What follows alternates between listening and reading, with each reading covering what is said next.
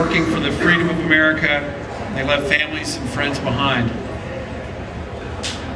All of us will remember 9/11 that day because in that moment our freedom was threatened. Just this past Monday, on September 12th, President Bush visited the Gulf Coast for the third time. He had since gone down there again to look over the damage done by Hurricane Katrina. Now, experts are naming Katrina the costliest natural disaster in the history of the United States, with cost estimates roughly over $200 billion. Now, me and the mayor share something in common. My mother's side of the family is from Louisiana. I'm a quarter Cajun, and they're well and they're doing okay. So I'm very thankful for that, and for all the prayers of people that have been helpful for the folks in Louisiana and the Texas and Mississippi Gulf Coast. We've all watched news coverage of the damage done, and we all feel for the victims. In an instant, all of those folks that were affected by Katrina lost their independence.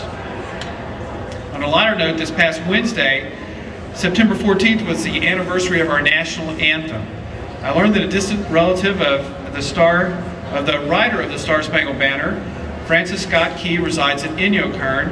And on Wednesday, Mr. Key attended a special assembly at Murray Middle School on the base, where our local school children celebrated with ceremonies and songs about our country. It's inspiring to know that our school children are still singing about our freedom, and it shows me that our liberty is lasting. So now I'll fast forward to today. I'm standing here with other representatives of the armed forces behind me, Marine Corps and Air Force. And we came here tonight to deliver messages about freedom, along with our local governor. Now, I don't want to steal anyone's thunder, but I bet it's safe to say that you're going to hear a lot about the thousands of young servicemen and women who are standing the watch tonight. This evening, many of them are far from home, standing against the enemies of freedom. Thousands of them have been deployed from places as far away as Iraq to our Gulf Coast. And I'm so proud of the way our armed forces have responded. They're role models to our school children who will one day take their place in service to America. So when our freedom is threatened, when our independence is invisible or overshadowed by circumstance, my message to you tonight is freedom stands. So thank you so very much for the support of our military men and women. May God bless each and every one of you, and may God bless America.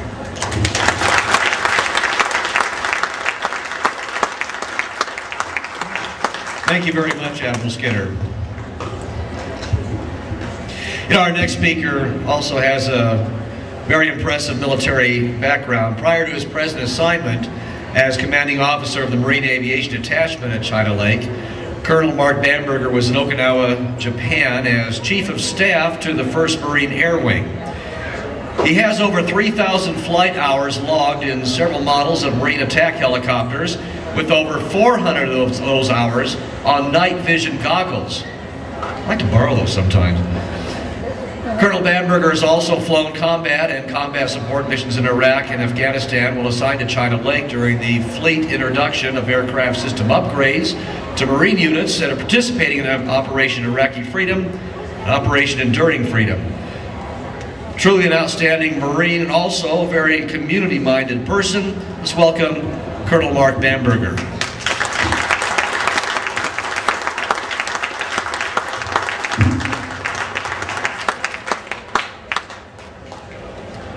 Ladies and gentlemen, it's an honor to be here. When I was asked to speak, the note that I got was, out of all the Marine colonels in the Ridgecrest area, I was first on the list to come tonight, and I felt really good about that. And then